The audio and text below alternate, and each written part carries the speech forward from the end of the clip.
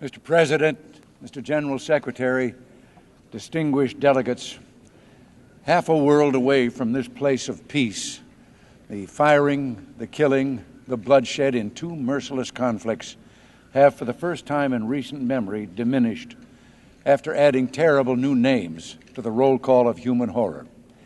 Names such as Halabja, Medushar, Inshar, and Spinbuldak. There is today hope of peace in the Persian Gulf and Afghanistan. So too in the highlands and coastal cities of southern Africa, places of civil war, places of occupation by foreign troops. Talk of peace is heard. Peace for the tortured nation of Angola. 6,500 miles east in the Southeast Asian country of Cambodia, there is hope now of a settlement. The removal of Vietnam's occupying forces. And finally, in this hemisphere, where only 12 years ago, 1/3 of the people of Latin America lived under democratic rule, some 90% do so today. And especially in Central America, nations such as El Salvador, once threatened by the anarchy of the death squad and the specter of totalitarian rule, now know the hope of self-government and the prospect of economic growth. And another change, Mr. Secretary General, a change that, if it endures, may go down as one of the signal accomplishments of our history.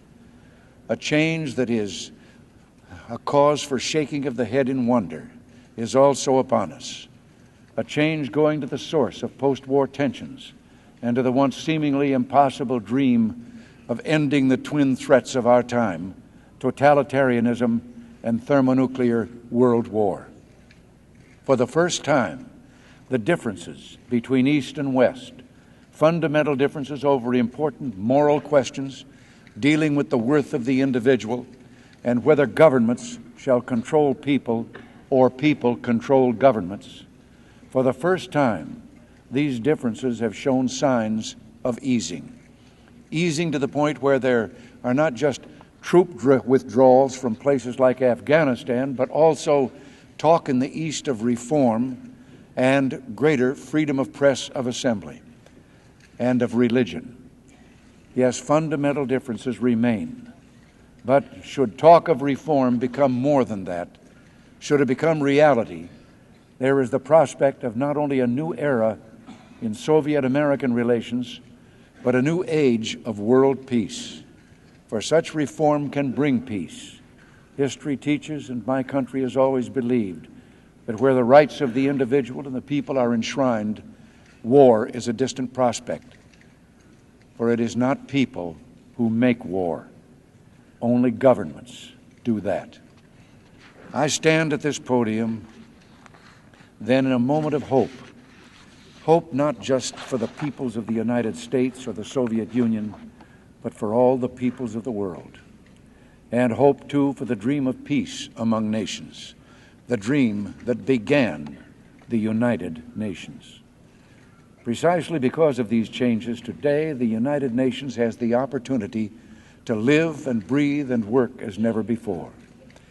Already, you, Mr. General Secretary, Secretary General, through your persistence, patience, and unyielding will, have shown in working toward peace in Afghanistan and the Persian Gulf how valuable the United Nations can be. And we salute you for these accomplishments. And in Geneva at this very hour, there are numerous negotiations underway.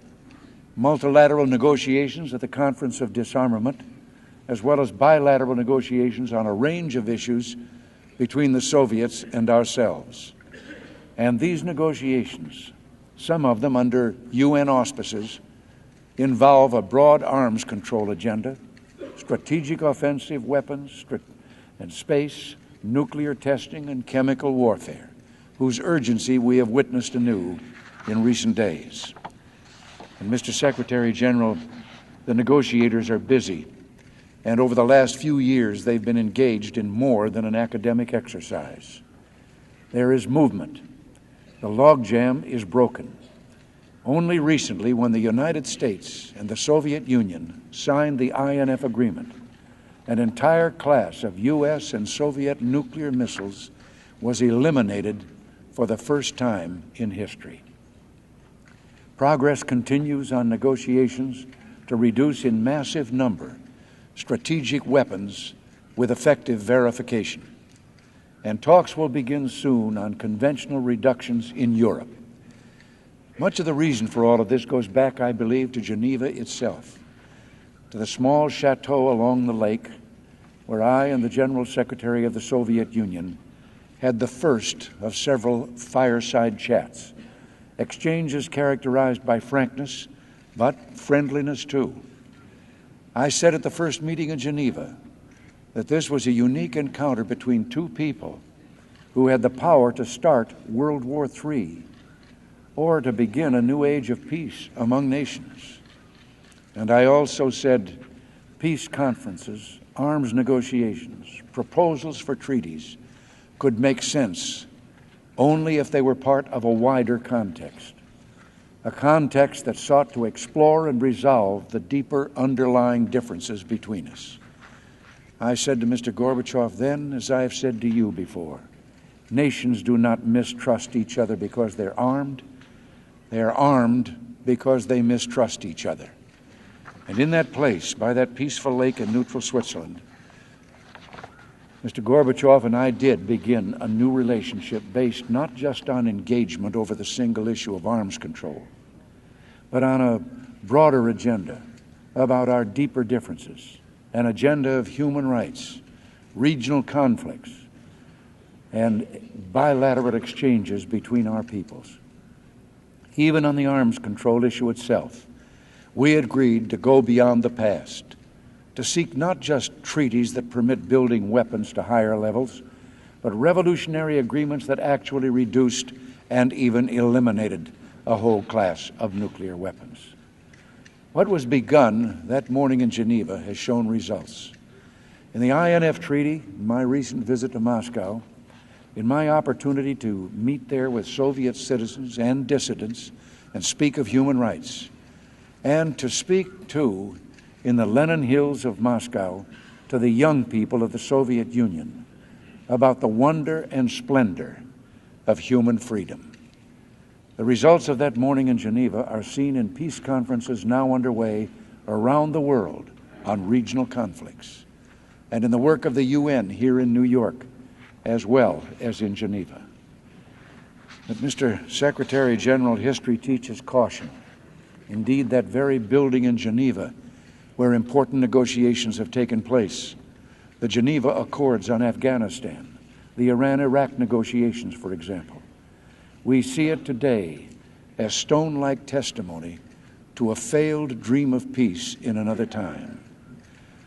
The Palais des Nations was the headquarters of the League of Nations, an institution that was to symbolize an end to all war. And yet today, that institution and its noble purpose ended with the Second World War. Ended because the chance for peace was not seized in the 1930s by the nations of the world. Ended because humanity did not find the courage to isolate the aggressors, to reject schemes of government that serve the state, not the people. We're here today, Mr. Secretary General, determined that no such fate shall befall the United Nations. We're determined that the UN should succeed and serve the cause of peace for humankind. So, Mr. Secretary General, we realize that even in this time of hope, the chance of failure is real, but this knowledge does not discourage us. It spurs us on, for the stakes are high. Do we falter and fail now and bring down upon ourselves the just anger of future generations? Or do we continue the work of the founders of this institution and see to it that at last freedom is enshrined and humanity knows war no longer, and that this place, this floor, shall be truly the world's last battlefield? We are determined it shall be so. So we turn now to the agenda of peace. Let us begin by addressing a concern that was much on my mind when I met with Mr. Gorbachev in the Kremlin, as well as on the minds of Soviet citizens that I met in Moscow. It is also an issue that I know is of immediate importance to the delegates of this assembly who this fall commemorate the 40th anniversary of the Universal Declaration of Human Rights. That declaration says plainly what those who seek peace can forget only at the greatest peril, that peace rests on one foundation: observing the inalienable rights of all members of the human family. In a century where human rights have been denied by totalitarian governments on a scale never before seen in history, with so many millions deliberately starved or eliminated as a matter of state policy, a history, it has been said, of blood, stupidity, and barbed wire, few can wonder why peace has proved so elusive. Well, let us understand. If we would have peace, we must acknowledge the elementary rights of our fellow human beings in our own land and in other lands. If we would have peace, the trampling of the human spirit must cease. Human rights is not for some of the time. Human rights, as the Universal Declaration of this Assembly, adopted in 1948, proclaims, is for all people and all nations and for all time. This regard for human rights as the foundation of peace is at the heart of the UN. Those who starve in Ethiopia, those who die among the Kurds, those who face racial injustice in South Africa, those who still cannot write or speak freely in the Soviet Union, those who cannot worship in the Ukraine, and those who struggle for life and freedom on boats in the South China Sea, those who cannot publish or assemble in Managua. All of this is more than just an agenda item on your calendar. It must be a first concern, an issue above others. For when human rights concerns are not paramount at the United Nations, when the Universal Declaration of Human Rights is not honored in these halls and meeting rooms, then the very credibility of this organization is at stake. The very purpose of its existence in question. And that's why when human rights progress is made, the United Nations grows stronger, and the United States is glad of it. Following a 2-year effort led by the United States, for example, the UN Human Rights Commission took a major step toward ending the double standards and cynicism that had characterized too much of its past. For years, Cuba, a blatant violator of its citizens' human rights, has escaped UN censure or even scrutiny. This year, Cuba has responded to pressure generated by the Human Rights Commission by accepting an investigation into its human rights abuses. Fidel Castro has already begun to free some political prisoners, improve prison conditions, and tolerate the existence of a small, independent, national human rights group. More must be done. The United Nations must be relentless and unyielding in seeking change in Cuba and elsewhere. And we must also see to it that the Universal Declaration itself should not be debased with episodes like the Zionism is racism resolution. Respect for human rights is the first and fundamental mission of this body, the most elementary obligation of its members. Indeed, wherever one turns in the world today, there is new awareness, a growing passion for human rights. The people of the world grow united. New groups, new coalitions form. Coalitions that monitor government, that work against discrimination, that fight religious or political repression, unlawful imprisonment, torture, or execution. As those I spoke to at Spaso House said to me last June, such movements make a difference. Turning now to regional conflicts, we feel again the uplift of hope. In the Gulf War between Iran and Iraq, one of the bloodiest conflicts since World War II, we have a ceasefire. The resolution and the firmness of the Allied nations in keeping the Persian Gulf open to international shipping not only upheld the rule of law, it helped prevent further spread of the conflict and laid the basis for peace.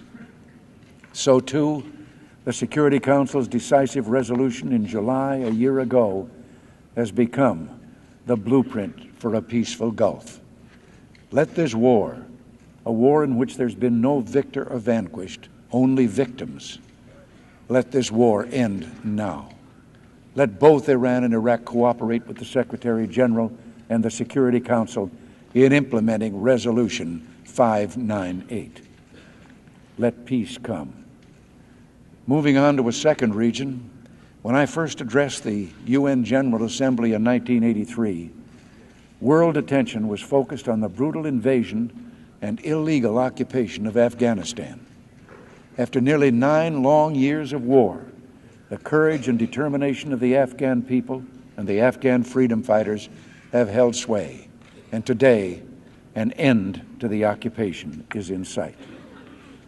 On April 14th, the USSR signed the Geneva Accords, which were negotiated under UN auspices by Pakistan and the Kabul regime. We encourage the Soviet Union to complete its troop withdrawal at the earliest possible date so that the Afghan people can freely determine their future without further outside interference. In southern Africa, too, years of patient diplomacy and support for those in Angola who seek self-determination are having their effect. We look forward to an accord between the governments of Angola, Cuba, and South Africa that will bring about a complete withdrawal of all foreign troops, primarily Cuban, from Angola. We look forward as well to full implementation of UN Security Council Resolution 435 and our long-standing goal of independence for Namibia. We continue to support a growing consensus among African leaders who also believe there can be no end to conflict in the region until there is national reconciliation within Angola. Mr. Secretary General, there are new hopes for Cambodia, a nation whose freedom and independence we seek just as avidly as we sought the freedom and independence of Afghanistan. We urge the rapid removal of all Vietnamese troops and a settlement that will prevent the return of the Khmer Rouge to power, permitting instead the establishment of a genuinely representative government, a government that will at last respect fully the rights of the people of Cambodia and end the hideous suffering they have so bravely and needlessly borne. In other critical areas, we applaud the Secretary General's efforts to structure a referendum on the Western Sahara. And in the Mediterranean, direct talks between Greek and Turkish Cypriot communities hold much promise for accord in that divided island nation. And finally, we look to a peaceful solution to the Arab-Israeli conflict.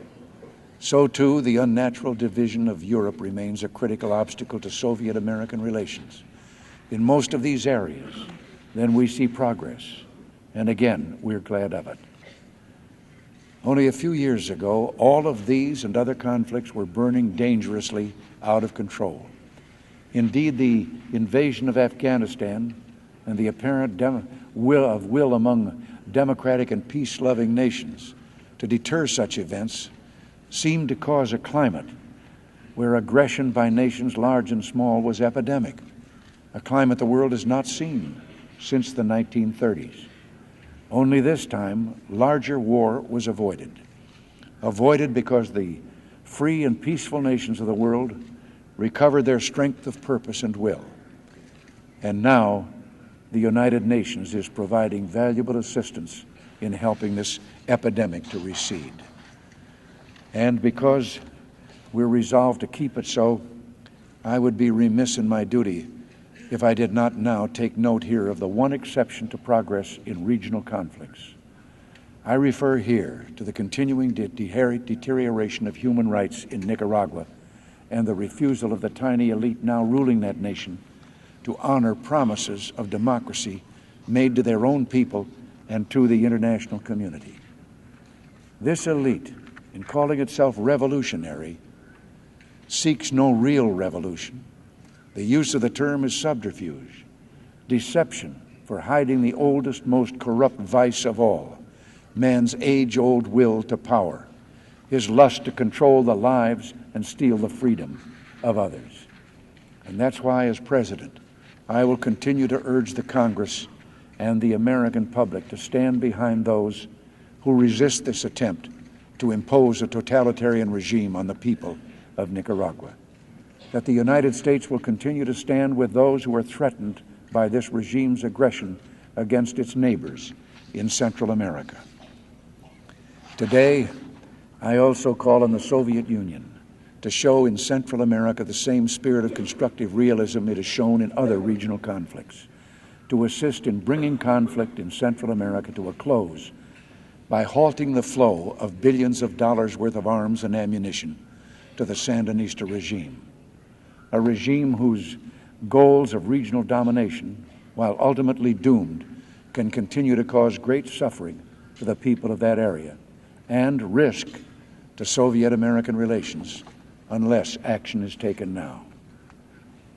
Moving now to the arms reduction agenda, I have mentioned already the importance of the INF Treaty and the momentum developed in the START negotiations. The draft START Treaty is a lengthy document filled with bracketed language designating sections of disagreement between the two sides. But through this summer in Geneva, those brackets have diminished. There's every reason to believe this process can continue.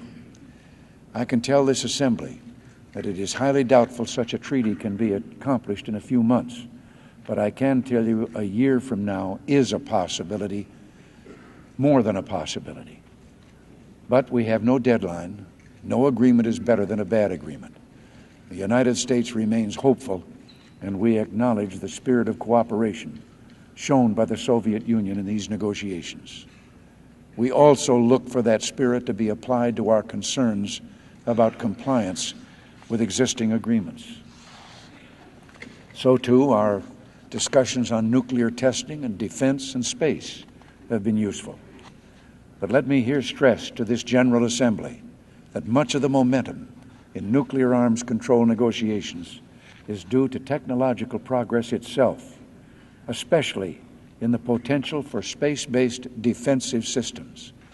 I believe that the United States' determination to research and develop, and when ready, deploy such defensive systems, systems targeted to destroy missiles, not people, accounts for a large share of the progress made in recent years in Geneva. With such systems, for the first time, in case of accidental launch or the act of a madman somewhere, major powers will not be faced with the single option of massive retaliation, but will instead have the chance of a saner choice, to shield against an attack instead of avenging it. So too, as defensive systems grow in effectiveness, they reduce the threat and the value of greater and greater offensive arsenals. Only recently, briefings I have received in the Oval Office indicate that progress towards such systems may be even more rapid and less costly than we had at first thought. Today, the United States reaffirms its commitment to its Strategic Defense Initiative and our offer to share the benefits of strategic defenses with others. And yet, even as diplomatic and technological progress holds out the hope of at last diminishing the awful cloud of nuclear terror we've lived under in the post-war era, even at this moment, another ominous terror is loose once again in the world. A terror we thought the world had put behind. A terror that looms at us now from the long-buried past, from ghostly, scarring trenches and the haunting, wan faces of millions dead in one of the most inhumane conflicts of all time. Poison gas, chemical warfare.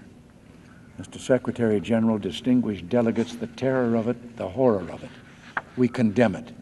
The use of chemical weapons in the Iran-Iraq war, beyond its tragic human toll, jeopardizes the moral and legal strictures that have held those weapons in check since World War I. Let this tragedy spark reaffirmation of the Geneva Protocol outlawing the use of chemical weapons. I call upon the signatories to that protocol, as well as other concerned states, to convene a conference to consider actions that we can take together to reverse the serious erosion of this treaty. And we urge all nations to cooperate in negotiating a verifiable, truly global ban on chemical weapons at the Conference on Disarmament in Geneva. It is incumbent upon all civilized nations to ban once and for all, and on a verifiable and global basis, the use of chemical and gas warfare. And finally, Mr. Secretary General, we must redouble our efforts to stop further proliferation of nuclear weapons in the world. Likewise, proliferation in other high-technology weapons, such as ballistic missiles, is reaching global proportions, exacerbating regional rivalries in ways that can have global implications. The number of potential suppliers is growing at an alarming rate, and more must be done to halt the spread of these weapons. This was a matter of discussion last week between Secretary Shultz and Foreign Minister Shevardnadze. Talks between American and Soviet experts begin on this today, and we hope to see a multilateral effort to avoid having areas of tension like the Middle East become even more deadly battlegrounds than they already are. But in most of these areas, we see not only progress, but also the potential for an increasingly vital role for multilateral efforts and institutions like this United Nations. That is why now, more than ever, the United Nations must continue to increase its effectiveness through budget and program reform.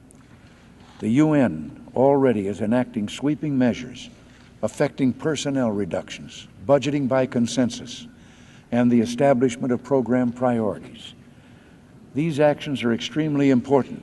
The progress on reforms has allowed me to release funds withheld under congressional restrictions.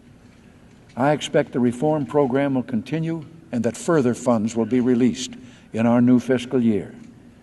And let me say here, we congratulate the United Nations on the work it has done in 3 areas of special concern. First, our struggle against the scourge of terrorism and state-sponsored terrorism must continue, and we must also end the scourge of hostage-taking. Second, the work of the World Health Organization in coordinating and advancing research on AIDS is vital. All international efforts in this area must be redoubled. The AIDS crisis is a grave one. We must move as one to meet it. And so too is the drug crisis. We're moving now toward a new anti-drug trafficking convention. This important treaty will be completed in December. I'm confident other strong UN drug control programs will also follow. The American people are profoundly concerned and deeply angered. We will not tolerate the drug traffickers. We mean to make war on them, and we believe this is one war the United Nations can endorse and participate in. Yes, the United Nations is a better place than it was 8 years ago, and so too is the world. But the real issue of reform in the United Nations is not limited just to fiscal and administrative improvements, but also to a higher sort of reform, an intellectual and philosophical reform, a reform of old views about the relationship between the individual and the state. Few developments, for example, have been more encouraging to the United States than the special session this body held on Africa 2.5 years ago. A session in which the United Nations joined as one in a call for free market incentives and a lessening of state controls to spur economic development. At one of the first international assemblies of my presidency in Cancun, Mexico, I said history demonstrates that time and again, in place after place, economic growth and human progress make their greatest strides in countries that encourage economic freedom. That individual farmers, laborers, owners, traders, and managers are the heart and soul of development. Trust them, because where they're allowed to create and build, where they're given a personal stake in deciding economic policies and benefiting from their success, then societies become more dynamic, prosperous, progressive, and free. We believe in freedom. We know it works. And this, Mr. Secretary General and distinguished delegates, is the immutable lesson of the post-war era, that freedom works. even more that freedom and peace work together. Every year that passes, everywhere in the world, this lesson is taking hold, from the People's Republic of China to Cameroon, from Bolivia to Botswana, and yes, in the citadel of Marxism-Leninism itself. No, my country did not invent this synergy of peace and freedom, but believe me, we impose no restrictions on the free export of our more than 2 centuries of experience with it. Free people, blessed by economic opportunity and protected by laws that respect the dignity of the individual, are not driven toward war or the domination of others. Here, then, is the way to world peace. And yet we Americans champion freedom not only because it's practical and beneficial, but because it is also just, morally right. And here, Mr. Secretary General, I hope you'll permit me to note that I have addressed this assemblage more than any of my predecessors, and that this will be the last occasion I do so. So I hope, too, I may be permitted now some closing reflections. The world is currently witnessing another celebration of international cooperation. At the Olympics, we see nations joining together in the competition of sports, and we see young people who know precious little of the resentments of their elders coming together as one. One of our young athletes from a home of modest means said that she drew the strength for her achievement from another source of wealth. We were rich as a family, she said, about the love she was given and the values she was taught. Mr. Secretary General, I dare to hope that in the sentiment of that young athlete, we see a sign of the rediscovery of old and tested values. Values such as family, the first and most important unit of society, where all values and learning begin, an institution to be cherished and protected. Values, too, such as work, community, freedom, and faith. For it's here we find the deeper rationale for the cause of human rights and world peace. And our own experience on this continent, the American experience, though brief, has had one unmistakable encounter, an insistence on the preservation of one sacred truth. It is a truth that our first president, our founding father, passed on in the first farewell address made to the American people.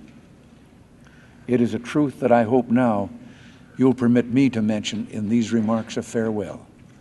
A truth embodied in our Declaration of Independence, that the case for inalienable rights, that the idea of human dignity, that the notion of conscience above compulsion can be made only in the context of higher law, only in the context of what one of the founders of this organization, Secretary General Dag Hammarskjöld, has called devotion to something which is greater and higher than we are ourselves. This is the endless cycle, the final truth to which humankind seems always to return, that religion and morality, that faith in something higher are prerequisites for freedom, and that justice and peace within ourselves is the first step toward justice and peace in the world and for the ages. Yes, this is a place of great debate and grave discussion, and yet I cannot help but note here that one of our founding fathers, the most worldly of men, an internationalist, Benjamin Franklin, interrupted the proceedings of our own Constitutional Convention to make much the same point. And I can't help but think this morning of other beginnings, of where and when I first read those words, and they shall beat their swords into plowshares, and your young men shall see visions, and your old men shall dream dreams. This morning, my thoughts go to her who gave me many things in life, but where most important gift was the knowledge of happiness and solace to be gained in prayer. It's the greatest help I've had in my presidency. And I recall here Lincoln's words when he said, "Only the most foolish of men would think he could confront the duties of the office I now hold without turning to someone stronger, a power above all others." I think then of her and others like her in that small town in Illinois, gentle people who possessed something that those who hold positions of power sometimes forget to prize. No one of them could ever have imagined the boy from the banks of the Rock River would come to this moment and have this opportunity. But had they been told it would happen, I think they would have been a bit disappointed if I had not spoken here for what they knew so well, that when we grow weary of the world and its troubles, when our faith in humanity falters, it is then that we must seek comfort and refreshment of spirit in a deeper source of wisdom, one greater than ourselves. And so if future generations do say of us that in our time peace came closer, that we did bring about new seasons of truth and justice, it'll be cause for pride. But it shall be a cause of greater pride still if it is also said that we were wise enough to know the deliberations of great leaders and great bodies are but overture, that the truly majestic music, the music of freedom, of justice and peace, is the music made in forgetting self and seeking in silence the will of Him who made us. Thank you for your hospitality over the years. I bid you now farewell, and God bless you.